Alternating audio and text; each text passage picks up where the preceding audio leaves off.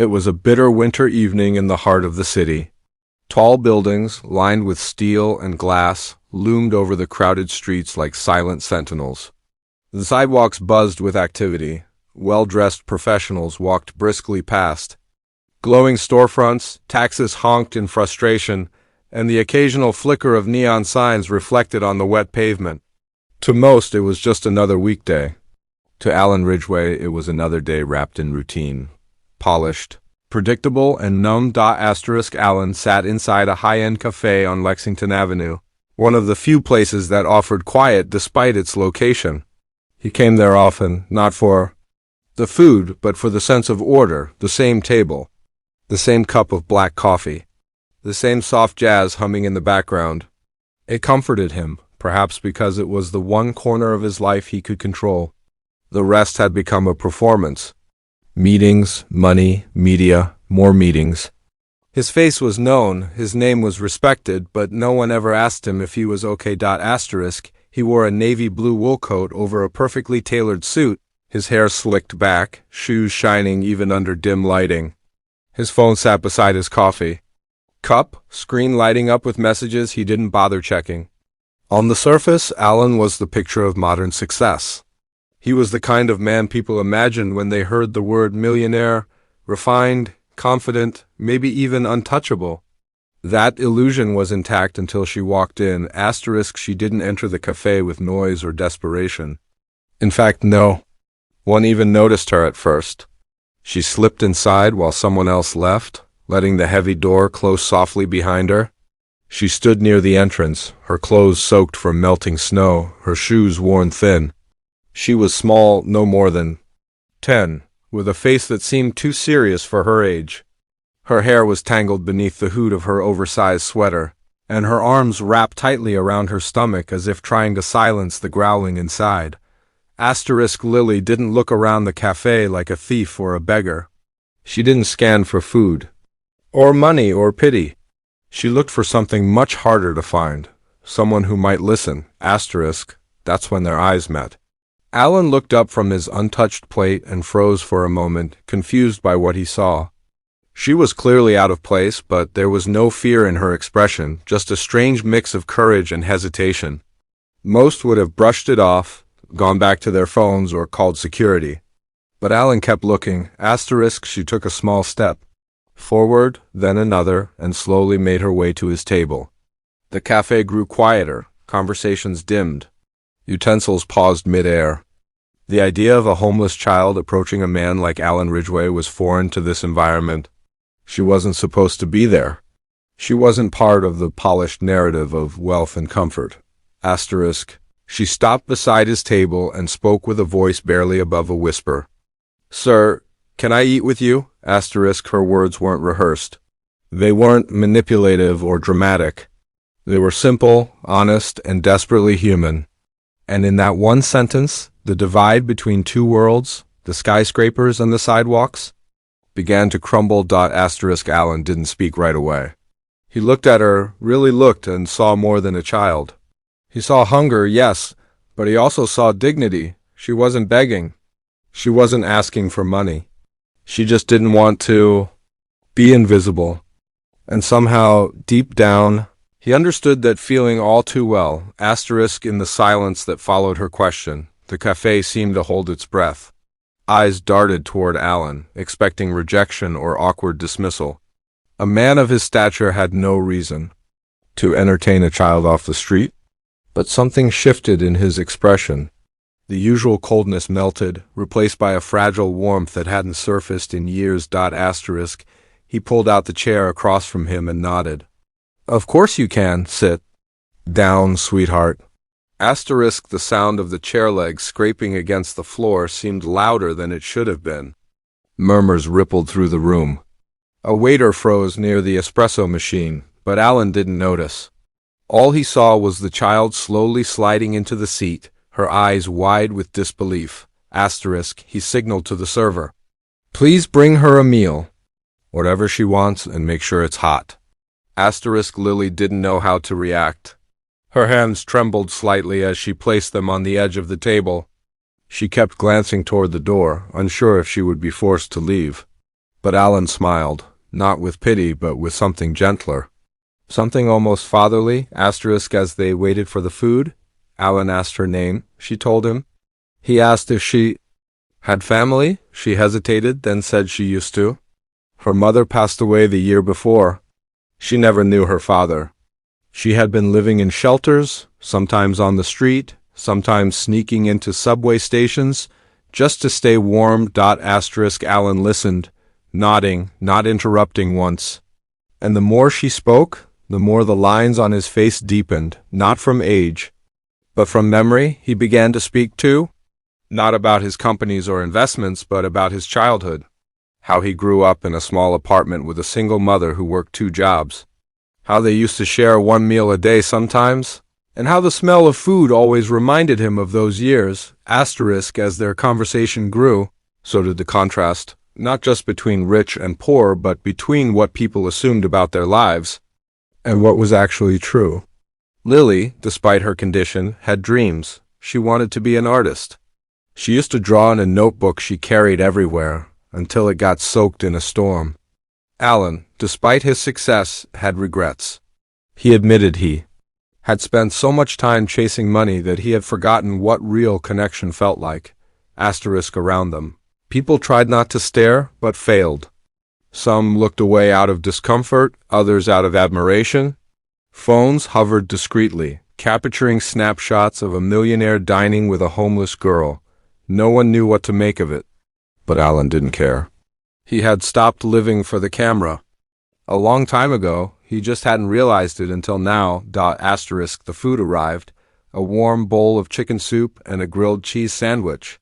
Lily devoured it slowly, savoring each bite. Alan didn't rush her. He watched her eat the way one might watch a sunrise, quietly, reverently. Something was being restored in him, a kind of humanity that had been dormant beneath years of boardrooms and luxury. Asterisk as she finished her meal, Lily looked up and said something that would stay with him forever. You're the first person who didn't look at me like I was a problem. Asterisk that sentence was heavier than anything he had heard in a board meeting. He didn't know what to say at first. Then he reached into his pocket and pulled out a card. If you ever need help again, call this number. It goes directly to me.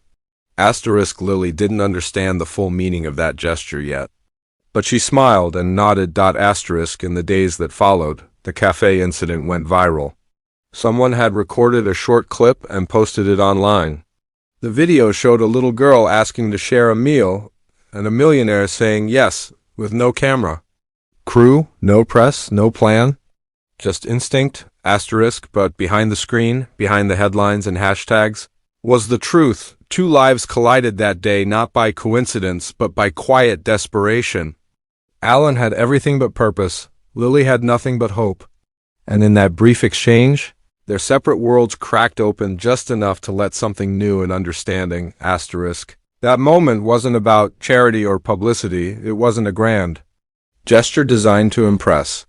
It was raw and imperfect and real, and that's what made it unforgettable, asterisk.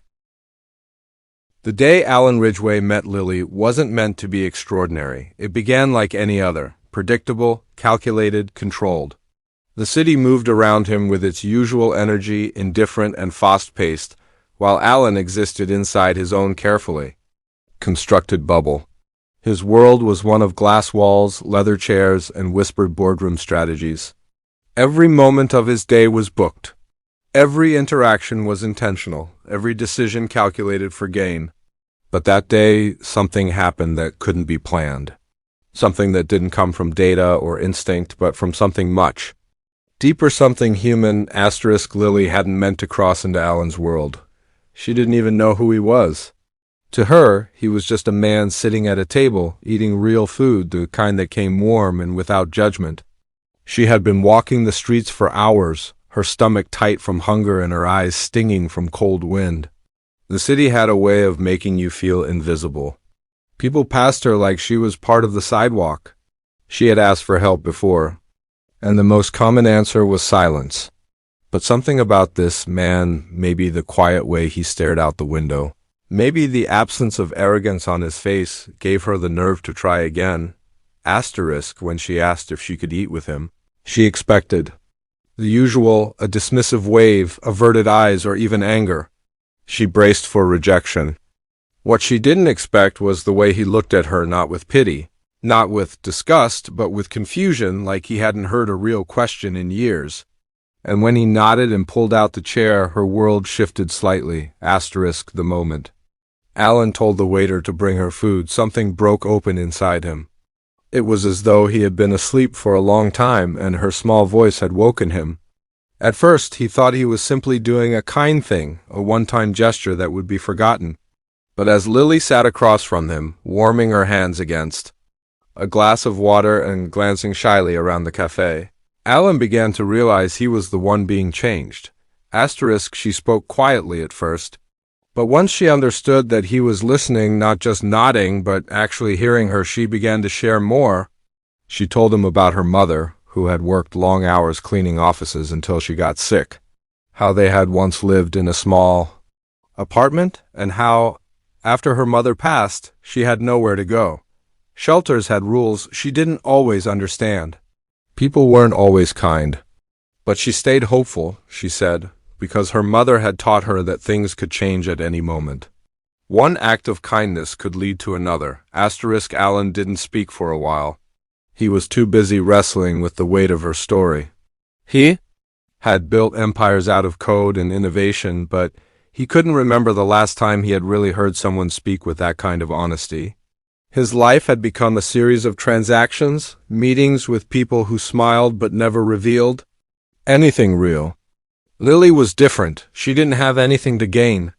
She wasn't trying to impress him. She was just hungry for food, yes, but also for acknowledgement, for proof that she still mattered in a world that had tried to forget her. Something about that meal stirred memories Alan had buried long ago. He remembered being a child himself, sitting in a cramped kitchen with his mother, counting coins to buy groceries. He remembered what it felt like to be told no over and over again. And he remembered promising himself that if he ever made it big, he'd never forget where he came from. But he had forgotten.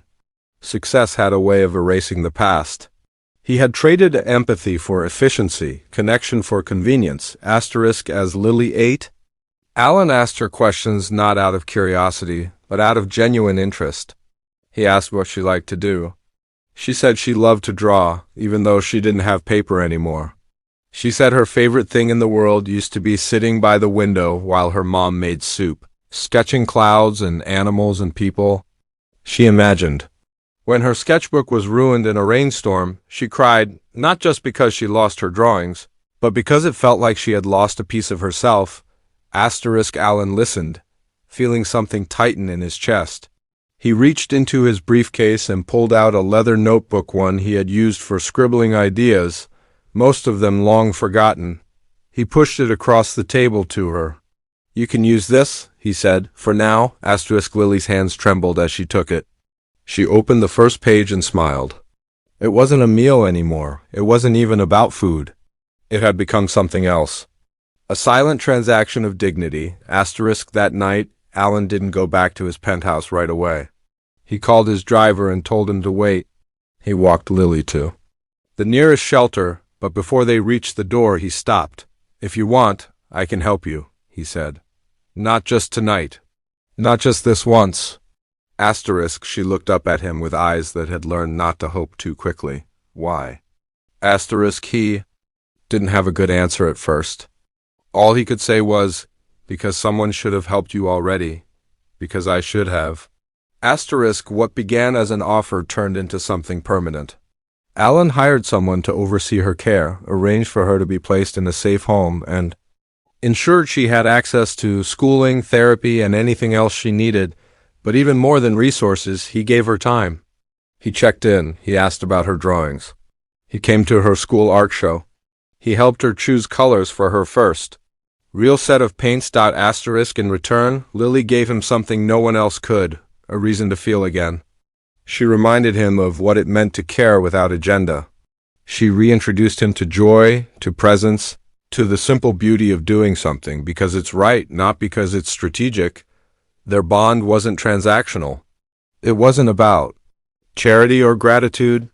It was about transformation. Lily flourished in her new environment, but she never forgot that cold day in the cafe. She spoke about it often not as the moment her life changed, but as the moment someone saw her. And Alan, for his part, began to reevaluate everything. He cut back on work. He donated not just money, but time to causes that mattered. He founded a program to support homeless children with artistic talent, but he didn't name it after himself. He named it after his mother because she was the one who had first taught him to look beyond appearances. People who knew Alan professionally were shocked. The man who once refused to take meetings without a precise agenda was now mentoring children, attending community dinners and refusing press coverage. He had been transformed not by a scandal or a tragedy, but by a child who asked to share. There were no camera crews when it happened. No headlines followed that moment.